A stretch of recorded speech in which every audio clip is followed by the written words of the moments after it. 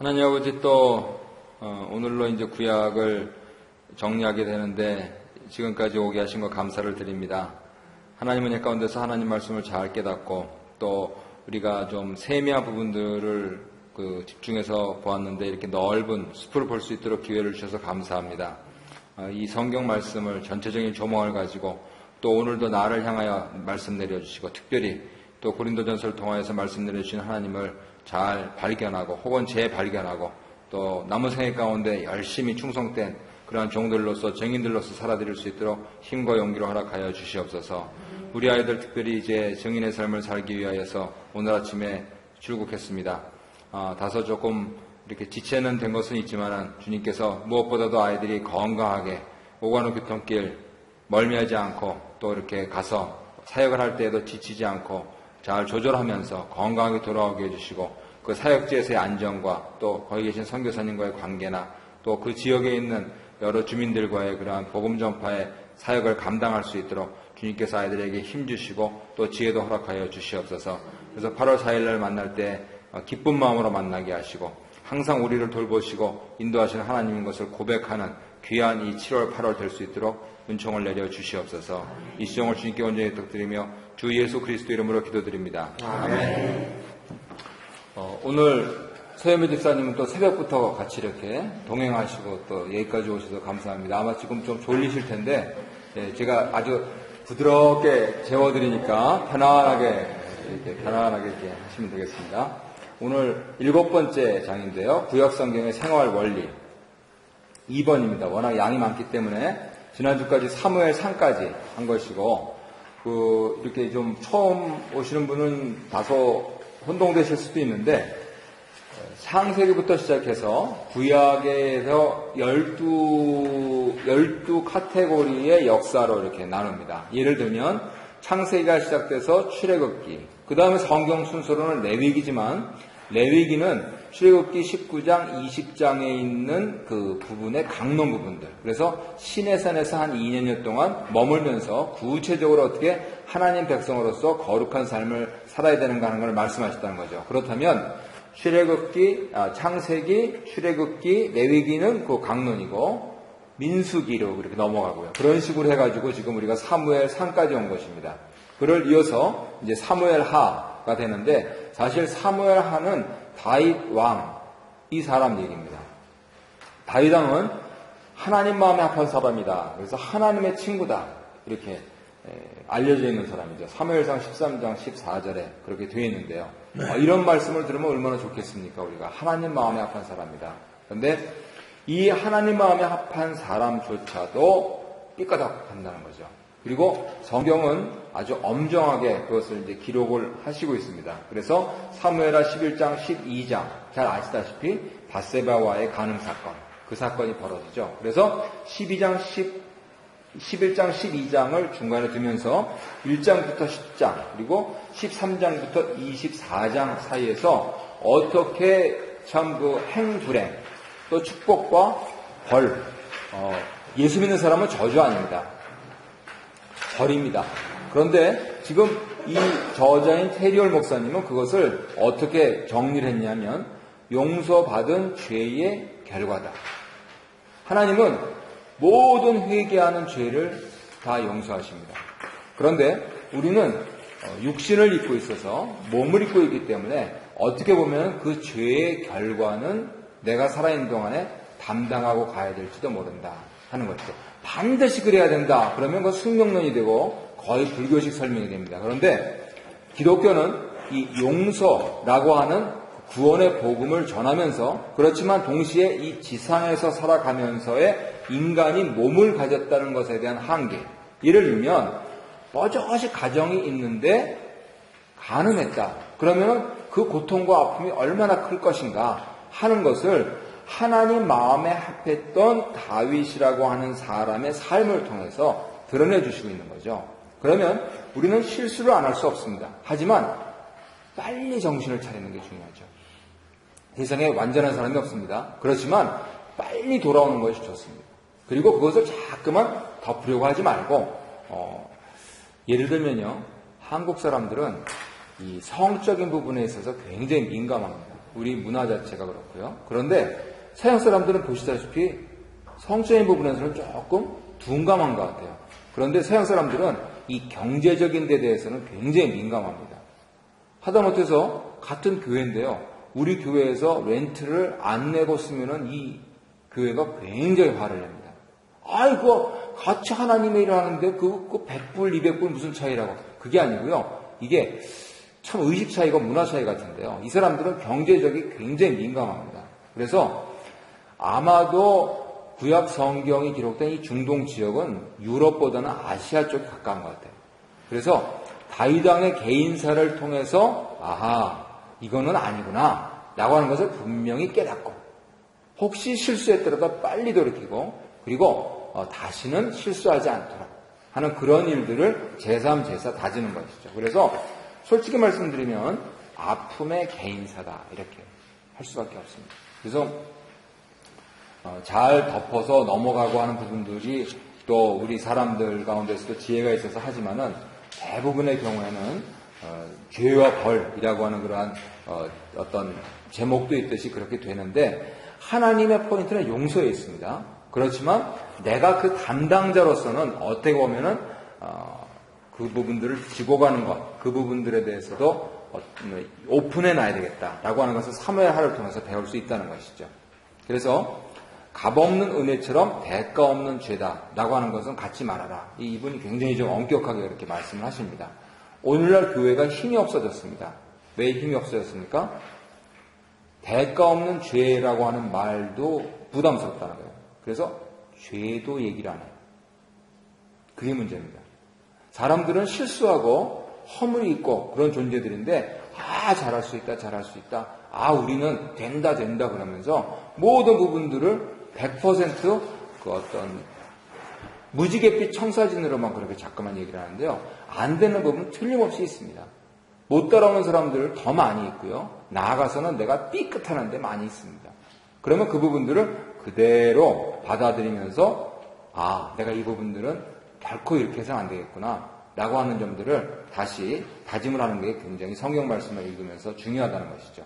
그랬을 때 아무런 이유도 없이 고난을 당하는 경우 욥 같은 사람 그렇지 않습니까? 그분은 뭐 이렇게 보면은 더구나 부인까지도 차라리 그냥 하나님을 저주하고 죽어라 이런 얘기를 해도 그 무슨 얘기냐 하면서 적신에서 왔으니 적신으로 돌아가는 게 마땅한데 그러는데 그런 분이 고통을 당하는 거 그거는요 하나님의 훈련이다 그거죠. 우리 젊은이들이 무슨 다 미워가지고 나라에서 이렇게 논산이나 또 대전이나 해군은 어디서 모이죠? 해군 진해인가요? 해군 신병원에서 진해 다 모아가지고 이렇게 훈련을 시킵니까? 더 용감한 군인들, 더 씩씩한 젊은이들로 만들기 위해서 그런 거잖아요. 그랬을 때 그 훈련 개념을 그렇게 되면 하나님께서 조금 어렵게 하시더라도 나를 정예병이 되게 하려고 하시는구나 하는 거하고 사람들이 또 그런데 하나님께서 계속 눈살을 찌푸리시면서 하나님께서 저것처럼 안 되는데 그런데도 된다 하면서 천천히 멸망의 길로 나락의 길로 떨어지는 거 이거는 구별해야 된다 그거죠. 그래서 똑같이 어려움이 있다 그러는데 자기가 거기서 분별을 해야 됩니다. 우리 지난 시간에 교회의 가장 큰 덕은 분별이라고 말씀을 드렸잖아요. 그랬을 때 이게 지금 내가 잘못해서 그랬다 또는 상황이 그렇게 만들었다 그게 아니고 하나님께로 온 것인데 하나님께서 혹시 나한테 불쾌하신 게 있으신가? 만약에 그렇지 않다면 나를 훈련시키려고 그러시는구나 하는 점들을 정확히 찝어야 된다는 거죠. 훈련 받으면은 그거 그냥 용기 100배에서 내가 이것만 지나면은 글자대로 씩씩한 사람이 된다 이렇게 하면 되는 거고요. 뭐가 불쾌하신가? 오늘 사랑이 좀 내가 미지근한가? 좀 더 사랑해야 되겠다 이렇게 하는 부분들을 생각하면은 하나님께서 맞다 지금 얘가 내 자식이구나 하는 부분들을 분명히 하신다는 것이죠. 그래서 다윗은 그 부분을 분명히 했던 사람입니다. 심지어 13장부터 24장까지 그 처절한 아픔을 겪으면서도요 끝까지 그래서요 저 뒤로 넘어가서 열왕기상으로 가면 이제 나이가 70세가 되셨는데 신하들이 아무리 이불을 덮어도 아무리 따스한 음식을 드셔도 몸이 계속 차가우신 거예요. 우리 지난번에 이렇게 하셔가지고 하신 분이 오셨을 때 그 가르쳐 주신 거 있잖아요. 몸이 차가우면 안 된다 이렇게 하셨잖아요. 근데 어차피 점점 그렇게 되는 것 같아요. 몸이 차가워지면서 이렇게 했는데 성경에 보면은 그래가지고 동료 아비삭이라는 사람을 구해다 줬는데요. 다윗 왕이 이렇게 공개는 봤는데 같이 동침치 않았다. 결국은요 이 사람이 성자가 되는 거예요. 자기 지위에서 나를 내 한 몸을 위해서 다른 사람들을 다 이용해 먹을 수 있지만 그렇게 하지 않았다. 그 뜻입니다. 그랬을 때 하나님께서 아하 이제 됐구나 해서 이제 오라 그러시는 거죠. 그 다음에 열왕기 상은 현명한 충고를 명심해 안전하다라고 하는 제목을 뽑았는데요. 이것은 이제 분열왕국이 시작되는 것을 나타냅니다. 통일왕국은 사울왕 40년, 다윗왕 40년, 솔로몬왕 40년, 그래서 120년이 지속됩니다. 그런데 그 이후에 솔로몬 왕의 아들 르호보암 때 좀 탈이 생기죠. 사실 솔로몬 왕이 왕궁도 짓고 성전도 짓고 라고 하면서 무리하게 조세 정책을 썼던 것, 그것이 결국은 그 원인이 됐는데, 솔로몬이 그래서 이제 백성들이 이제 선왕이 돌아가셨으니까 이제 후왕 아들은 좀 우리를 다 지었지 않느냐 그러면서 세금 좀 감면해달라 하니까 르호보암이 처음에는 아버지를 모시던 대신들이요 당시에는 태평성대였습니다. 모든 게 잘 됐어요. 그런데 그렇게 연세가 들어가시면서 하지만 뭐든지 끝은 있다 이거를 깨달으셨던 것 같아요. 그래서 이제 왕이 조언을 구하니까 이제 좀 감해 주십시오. 백성들도 살아야 될 거 아닙니까? 이런 식으로 조언을 한 거죠. 그랬는데 왕이 거기서 그걸 듣고 바로 실행을 했으면은 문제가 없었는데 자기하고 같이 자란 사람들, 글자대로 세상 물정 모르고 부모님 잘 만나가지고 여기 궁예까지 들어와 있는 사람들이죠. 그 사람들한테니까 파워를 보여주십시오 이렇게 했습니다.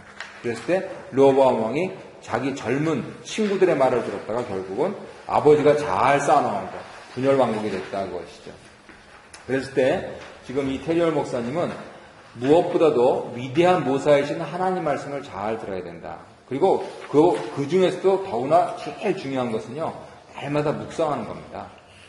하나님은 우리에게 음성으로 들려주시는 특별한 그러한 케이스들도 없지는 않아 보입니다. 그렇지만 우리가 이 북미 캐나다에 살고 있기 때문에 대부분의 경우에는요, 하나님 말씀으로 우리한테 말씀하시거든요. 그랬을 때 그 말씀을 오늘 어떻게 내려주시는가. 아하, 내가 이것을 하라 하시는구나. 이거를 하지 말라 하시는구나. 그런데요, 한번 생각해 보십시오.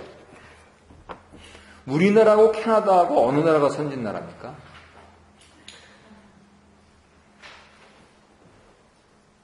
당연히 캐나다가 선진나라죠. 우리나라는 선진국 문턱에 있는 나라죠. 경제적으로는 그런데 정치적으로 좀 아직도 더 발전해야 되고, 사회적으로 뉴스를 보기가 싫잖아요. 너무 사람들이 잔인해지고 그래가지고 그거를 또 그렇게 세세하게 보도하는지 모르겠어요. 그래서 지금 제주도 발칵 뒤집혔지 않습니까? 제주 특별도인가 그렇잖아요. 특별자치도인데 거기서 그냥 그렇게 강력 사건이 일어나오니까 지금 발칵 뒤집혀 있는데 그걸 또 그냥 선정적으로 잠깐 보도를 한단 말이에요. 그걸 서로 경쟁적으로 하니까 캐나다는 이래 돼서 누가 토론토에서 총을 쐈다 그러면 이게 큰일 난 거죠. 사람이 다치거나 일단은 총을 쐈다는 게 문제가 되는 거니까요. 그랬을 때 선진나라 입장에서 봤을 때 제가 언젠가 말씀드렸지만 이 나라는 하지 말라는 것만 안 하면 돼요. 선진나라라고 하는 거는 빨간불일 때 안 가면 되는 거고요. 유턴하지 말라는 안 하면 되는 거고요. 그리고 나머지는 전부 자율에 맡겨요.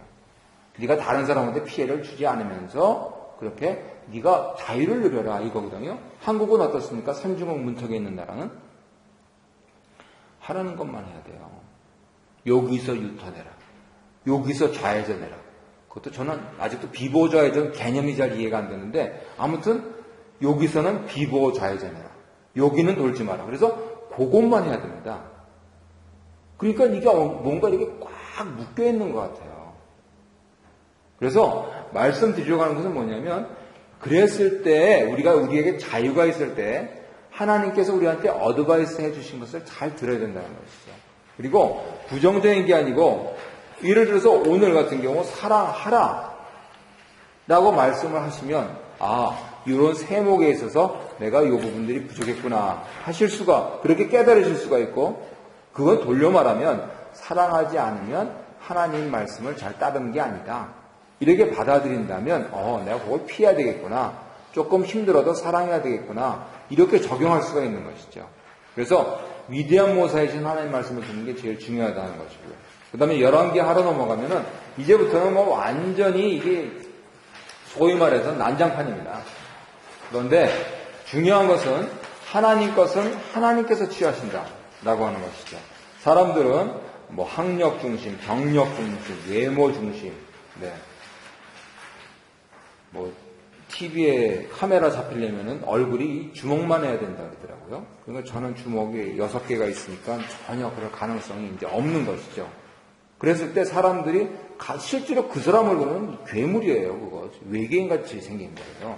우리는 되게 다 이렇게 평범하게 잘 살고 있는데, 그런데 보면은 뭘 조금 춤을 좀 잘 추거나 노래를 잘하면, 야, 요즘, 옛날에는 그런 말씀 안 하시는데 요즘 많이 하시더라고요. 자기 자녀한테, 야, 너 연예인 해라, 이렇게. 돈도 잘 벌고 그러니까. 그런데 그 속을 들여다보면은 말할 수가 없었죠. 저는 제 자식한테 그러고 싶지는 않습니다. 그냥 평범하게 자기 밥벌이 해가면서 남한테도 안 끼치고 손 벌리지 않고 조금 남을 도와주면서 그렇게 살 수 있으면 참 감사하다. 그리고 하나님 잘 믿으면 그것처럼 복이 없다. 이렇게 생각하는데 사람들은 그렇지 않은 것 같아요. 자꾸 뭐 외모를. 그래서 뭐 여기도 뜯어거치고 저기도 뜯어거치고 여기도 구멍을 뚫고 뭐 이렇게 하면서 그냥 심지어는 몸에다가 뭐 바늘로 그냥 뭐 어저께 뭐 그런 얘기도 잠깐 나왔는데요. 그래가지고 어쨌든 뭔가 좀 멋있게 보이려고 그렇게 얘기하는데 왜 그렇게 사람들이 생각하냐? 하나님이 안 계시다. 근데 대부분 하나님 계시다고 사람들 믿는 것 같아요. 근데 이분이 우리를 간섭을 안 한다. 이렇게 생각하는 것 같아요.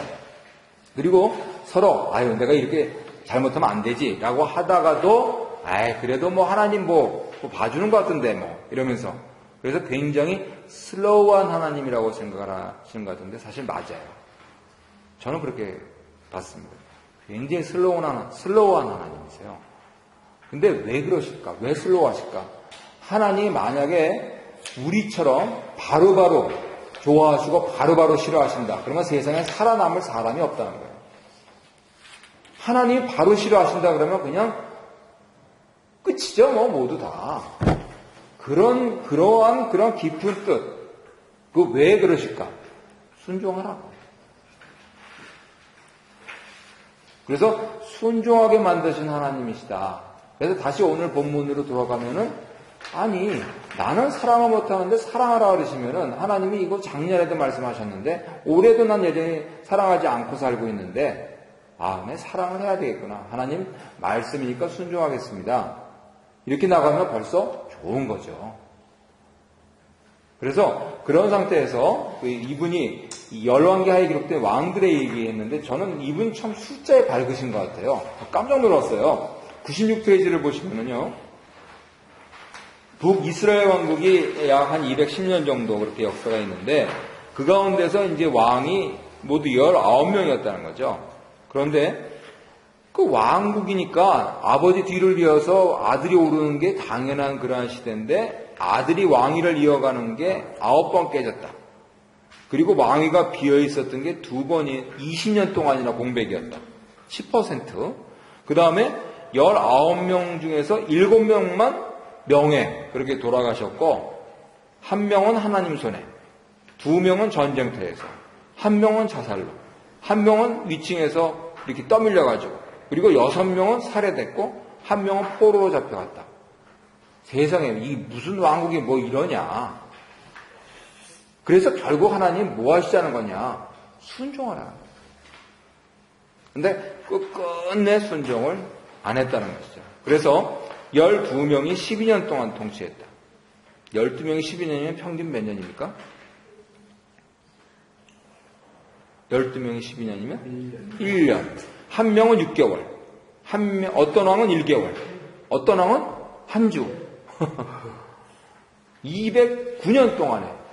그러면 좀 역사를 공부했으면, 내가 이런 왕은 되지 말아야지라고 새 왕이 된 사람이 할 텐데 전혀 그런 사람이 나오지 않았다. 이렇게 얘기를 하고 있습니다. 참 저는 이 설명 보고 깜짝 놀랐습니다. 그래서 앞서서 하나님께서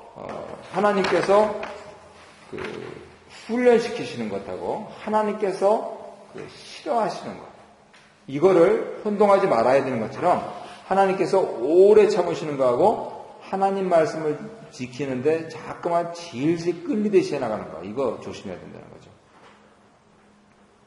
그래서 지난 녹음한 거를 들으니까 에서가 좋으십니까? 야곱이 좋으십니까? 이렇게 여쭤봤더니 바로 에서다. 왜 그러십니까? 그랬더니 화끈하니까. 예, 그런데 이제 세상 욕정으로 화끈하면 안 되고요. 하나님을 섬기는데 화끈하게 해야 됩니다. 그것을 우리가 뭐라고 부르냐면 열정이라고 부르는 거예요. 이 비전이 있는 사람은요, 열정이 있다는 거죠. 그래서 그 열정이 없이 신앙생활한다. 그러면 나도 답답하고요, 남도 답답합니다. 그래서 이 열정, 이거를 빨리 이제 회복하는 것이 하나님께 순종하는데 지름길이 된다는 것이죠. 근데 이제 내 열정으로 가면은 다른 사람들이 자꾸만 상처를 받아요. 그런데 하나님 어찌하면 좋습니까? 라고 하면서 날마다 여쭤보면요, 거기서 뭐가 생기냐면 절제가 생깁니다. 그리고 겸손해져요. 그러면 절제와 겸손이 있는 사람의 열정은요, 대부분의 사람이 좋아합니다. 물론 천국이 아니니까 싫어하는 사람도 있습니다. 그런데 그건 어떻게 하겠어요? 하지만 절제와 겸손으로 하나님 말씀을 순종하면요, 대부분 사람들이 인정을 합니다. 그래서 그런 차원에서 내가 더디게 순종한다 하는 거, 이거 혼동하시면 안 된다는 것이죠. 하나님 싫어하시는데 이게 훈련이라며. 그러고 내가 더디게 순종하면서 하나님 오래 참으신다며 이러면 안 된다는 겁니다. 근데 문제는 하나님께서 그걸 그냥 차라리 그냥 회초리라도 드셔가지고 종아리 한 3대만 때리시고 그러면 되는데 이게 시간 다 지나가 버리는 거예요. 인생은 여삼추 같다 하는 거는 지금 우리 어르신들께서 더 잘하시지 않습니까? 그랬을 때 남은 생애 가운데 내가 이 부분들을 불을 태우겠다. 근데 어떻게 불을 태우냐 하는 부분들을 정말로 그 인생의 연륜 가운데서 절제하시면서 겸허한 마음으로, 결국은 사도 바울은 그것을 뭐라고 말씀하시냐면요, 모든 사람에게 각인에 대하여서 죽게 하듯이 단마음으로 하라, 이렇게 얘기합니다. 그러면은 모든 사람들이 좋아합니다. 그러니까 인간적으로 보면은요, 그래도 제가 젊지만은 목사라고 대우도 해주시고 대접도 잘 해주시잖아요. 그런데 처음 온 사람한테 내가 우리 목사님한테 하는 것처럼 저 사람 죽게 하듯이 단마음을 하겠다라고 하면요, 그 사람이 금방 나한테 의지합니다. 여기 친구도 없고 이렇게 했는데. 그런데 우리가 어떻게 되느냐, 기존에 있는 부분들을 하느라고 바빠요. 주일날도 잘 생각해 보세요. 결국은 교회가 그렇게 되면요, 참 좋은 교회가 되고, 특별히 새가족반 이렇게 할 것도 없이 모든 사람들이 모든 각인에 대해서 죽게 하듯이 단마음으로 한다. 그러면 누구나 오고 싶어 하는 교회가 됩니다.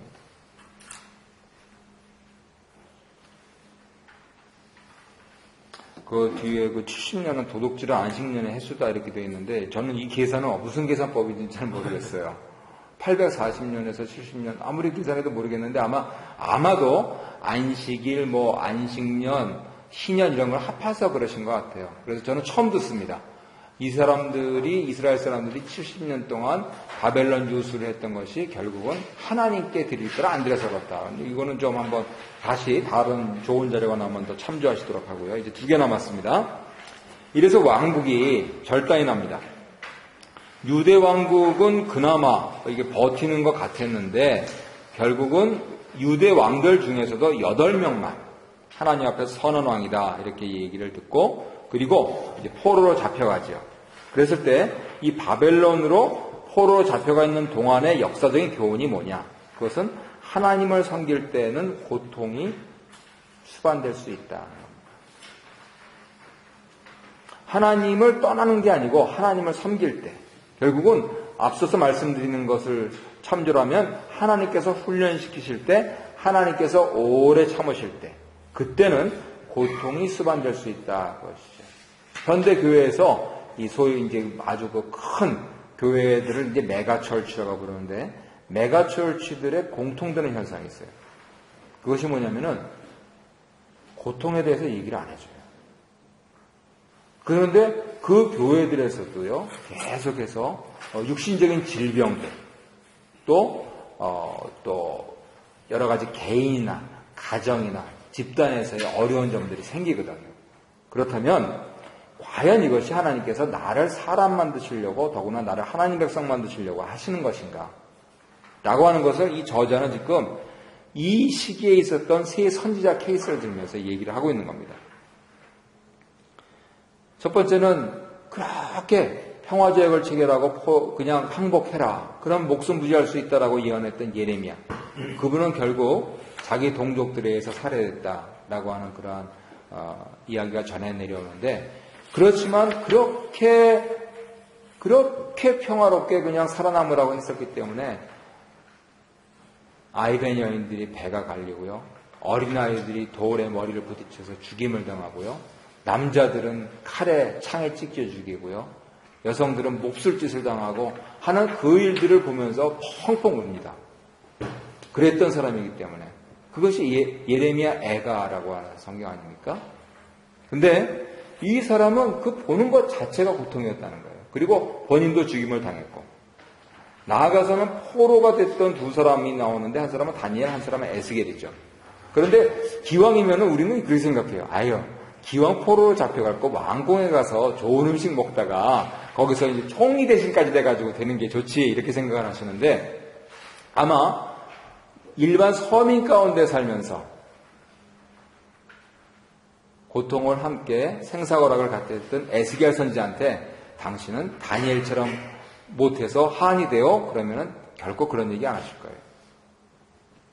예를 들면 36년 동안 일제치하에서 북한도에서 고생하신 분들도 있는데, 특별히요 우리나라에서 이 이야기를 자꾸만 발굴해야 되는데요, 여기 한반도에 사시면서 고통당하신 분들 많습니다. 독립군 자금되고, 그래서 가서 고초당하고, 그 다리가 뭐 그냥 완전히 불구가 될 정도로 주리를 튼 거예요. 그 돈이 어디서 났나 그러면서. 그래가지고 제가 시간이 되면 이제 함자도 잘 모르시는 분들이 많습니다. 그렇게 고통당하신 분들이. 그런데 그분들한테 차라리 상해 임시정부 가서 주석이나 하지. 그러면 그분들 그런데 가치를 안 두는 거예요. 지금 내가 서 있는 이 자리에서 내가 조국과 민족을 위해서 할 일은 무엇이냐. 심지어는 나라 민족을 위해서도 그러는데, 살아계신 하나님을 섬기는 사람 입장에서는 그렇게 비교하면서 누가 좋다, 그런 생각 안 한다는 거죠. 그랬을 때 사실은 다니엘이 수많은 시험과 수많은 여러 가지 역경들이 있었다. 아시죠? 잘 아시듯이 사자굴도 있었고, 그렇지만 왕궁에서의 그런 활락들, 또 잘 먹고 잘 누리는 것에 대한 유혹들. 그런데 이 사람은 거기에 굴하지 않고 어떻게 따릅니까? 딱 아주 간단하게 나옵니다. 하루 3번 동족 청례로 놓고 절하는 겁니다. 그때는 언제입니까? 다른 사람들 호위호식할 그 시간입니다. 그때 자기는 절제하고 자기는 겸허하게 하나님을 섬기겠다. 그래서 심지어 고초까지 받지만 그것까지도 그 참 일을 하고 그 하나님 영광을 드러냈기 때문에 건지시는데, 문제는요, 이렇게 후손, 같은 민족도 아니고 이방 민족으로서 하나님 백성 된 후손으로서 성경을 보면요, 오늘날 다니엘을 가지고 노래로 지은 거는 없어요. 그 어린이 노래 가운데 뭐 사자굴에 들어간 다니엘 그 정도만 있죠. 그런데 에스겔 선지는 예수 믿지 않는 팝 가수들도 노래를 불러요. 바빌론 강가에서 뭐 이러면서. 네. 예. 그래서 그런 걸 가만히 보면, 이 에스겔 선지자가요, 심지어는 아내가 죽어도 애곡하지 말라 그러십니다. 42개월 동안 밧줄로 꽁꽁 묶여서, 그거는 무슨 소리냐면, 여기가 어르신들 이제 움직이지 못하시면 못 생긴다 그래요, 등에. 예, 욕창 생긴다 그랬죠. 그걸 꽁꽁 묶여서, 그리고 이렇게 해서 짐승처럼 그 나다를 갖다 이렇게 뿌려주면 그걸 해가지고 42개월을 연명한 거예요. 야, 난 죽었다 깨나도 못하겠다. 그런데 후세 사람들은 이 성경에서 예수 믿지 않는 사람조차도 그 희망을 갖다 그러면서 노래를 하고 있는 거예요. 그래서 그런 차원에서는 우리가 내가 오늘 하늘으로 한 점 부끄러움 없이 그렇게 살면서, 나는 내가 어떻게 살았는지 모르지만 내 후손들이 나를 기억해주고 라고 하는 이러한 부분들에 있어서 부끄럽지 않게 살아야 되겠다라고 하는 것을 다시 용기를 얻는 것이죠. 그리고 그것을 극명하게 사신 분이 누구냐면 바로 우리 주 예수님이시죠. 아유, 그냥 저것들 그냥 한 번에 그냥 싹쓸이 해버리지. 그런 마음, 글쎄요. 그런데 결코 그렇게 아니하시고, 오히려 힘이 있고, 또 부자고 하는 사람들한테는 전혀 응대를 안 하시고, 그런 사람들이 내려와가지고 자기가 회개합니다. 사케오 같은 사람이 그런 사람이죠. 그랬을 때 내가 빼앗은 건 4배나 갚겠습니다. 그랬을 때 참 잘했다. 너도 아브라함의 아들이다. 라고 하면서 그렇게 하시고 주로 이렇게, 그래서 교회는 주로 가난한 사람, 또 못 배운 사람, 또 사회에 어둡진 그늘진 거 이런 곳을 찾아가는 이유가 이 예수님의 모습 때문에 그렇습니다. 그리고 더구나 처음에는 한 자리 하려고 예수님께 모여들었다가 혼줄이 나가지고 이제 이렇게 하다가 그래도 못 깨닫고 있다가 다 주량능 났다가 그냥 또 하나님이 다시 모으셔가지고 이렇게 예수님께 부활하신 다음에 40일 동안 강 훈련을 받은 이 제자들, 사도들이 우리한테 전해주는 것은요, 이구동성으로 똑같은 말입니다. 그래서 무슨 내용이 궁금하시면 베드로전서 2장을 한번 참조를 해보십시오. 이 베드로 사도 울뚝불뚝하고요, 또 아주 그냥 뭔가 뚝심 있고요, 또 화끈하고 그랬던 사람이 뭐 그냥 고통, 어떻게 성도의 삶은 그거 아니냐 그렇게 말씀을 하시고 있는 거예요. 그래서 우리 고윤정아 장로님 생전에 이제 토론토에 오실 때 뭘 해주셨으면 좋겠어 그랬을 때 베드로서 해주십시오라고 말씀드렸던 것이 대부분의 교회에서 그 부분들을 설교도 안 해요. 그거 얘기하면 싫어하잖아요. 가뜩이나 힘든데, 물론 그것만 하면 안 되겠지만은 그 내용들이 반드시 있는 부분들, 이 포로 생활을 통해서 드러나는 것이죠. 그리고 이제 끝으로 포로가 돼서 돌아오는 거, 에스라, 느헤미야죠. 한 성경이 더 있습니다. 에스더가 더 있는데, 그 에스더까지 이렇게 같이 포괄적으로 묶는다면, 이분은 어떻게 교훈을 뽑았냐면, 몸의 활동, 육신의 활동은 영적 활동과 균형을 이루어야 된다 할 겁니다. 성경만 들이있다 본다. 좋은 말씀인데요.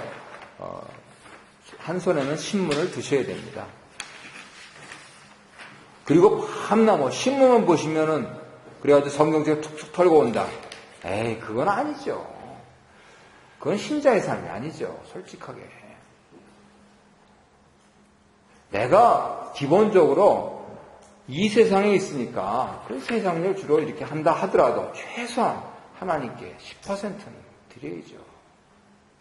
그러면은 기도를 2시간 하시라 그게 아니고 지금 오늘 하루 생활이 어떤가 하는 것도 돌이켜보고 또 시작하면서 하나님 말씀은 뭐라고 하시나 이것도 좀 생각해보고 이렇게 하다 보면요 5분 동안 성경 읽고 30분 동안 생각하고 5분 동안 기도하고 또 30분 동안 묵상 가운데서 새소리도 듣고 또 저 장미꽃 피어오르는 소리도 듣고 하는 그러다 보면 최소한 우리가 하나님께 그만큼 드리고 하나님께 더 가까이 갈 수가 있어요.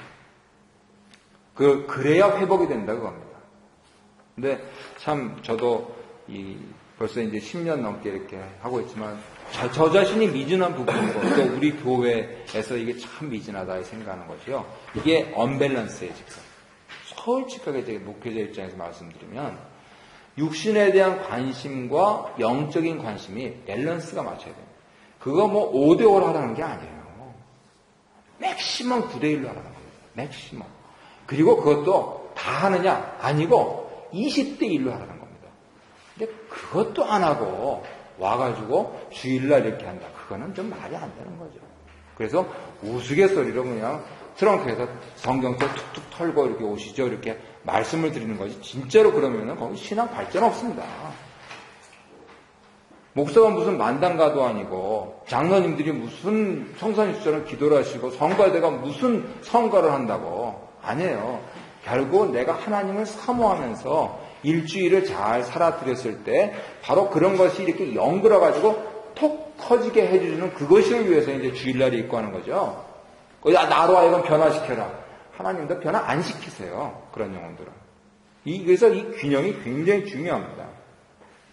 그랬을 때 워낙 포로 생활 속에서 저쪽으로 치우쳤었기 때문에 에스라 제사장, 학사 이분은 좀 세게 밀고 나왔습니다. 그래서 제2의 모세라고 하는 그런 것도 있는데 그래도 우리 교회는 묵상도 열심히 하고 성가도 열심히 하고 또 이제 기도도 또 열심히 하려고 하니까 조금만 더 하시면 되거든요. 조금만 더 하시면 되는데 좀 수요일날 오셔가지고 이렇게 좀 말씀 들으시고요. 주일날 가서 다른 사람들한테 좀 격려를 좀 해주십시오. 조금만 더 해. 이렇게. 그거 많이 하라는 것도 아니고 조금만 더 하라는데. 만약에 이게 억만금, 천만금이 생긴다라고 하는 그러한 일이라면 그 조금을 더 하는 겠냐. 그런데 영혼의 문제고 이것이 하나님의 일이라고 하면 왜 그 조금을 안 하냐. 그러면 차라리 그게 아까우면 나오지 말든가. 이게 무슨 복음이냐 이게. 그래서 흙과 백을 분명히 하라는 겁니다. 그게 아싸란 거잖아요.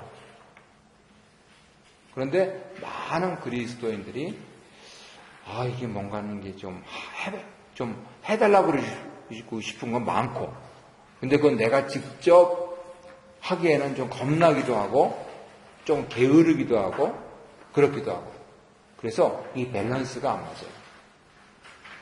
그래서 이 밸런스 문제는요, 그냥 우리 건강에 관심이 많으시니까, 이 영양하고 그대로 연결시키시면 돼요. 아무리 고기 좋아하신다고 고기만 드시면 됩니까? 아무리 야채 좋아하신다고 야채만 드시면 됩니까? 어느 야채만 먹던 학생은 이제 대학교 들어가더니 자기 힘 딸린다고 고기를 먹기 시작했다 그러더라고요. 그런 거예요. 그게 살아있는 겁니다. 그게 유기체입니다.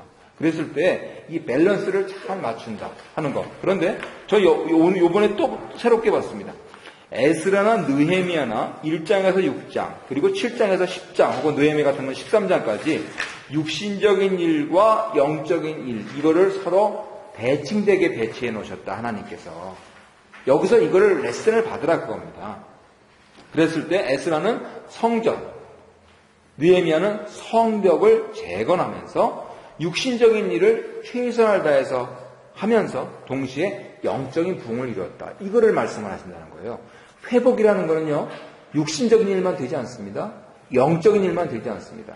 한국에서 열심히 믿는 아주 뜨거운 사람들, 광신적으로 믿는 사람들은 또 너무 영적으로만 해가지고 집안 안 돌보고 그냥 밤낮 전도하러 다닌다고 그러고 그러다가 어려움 생기잖아요. 요즘 이단들에서 그런 뉴스 가끔 나오지 않습니까? 그래서 이 항상 건강하게 균형을 맞춰야 된다. 이게 성경 메시지라는 것이죠.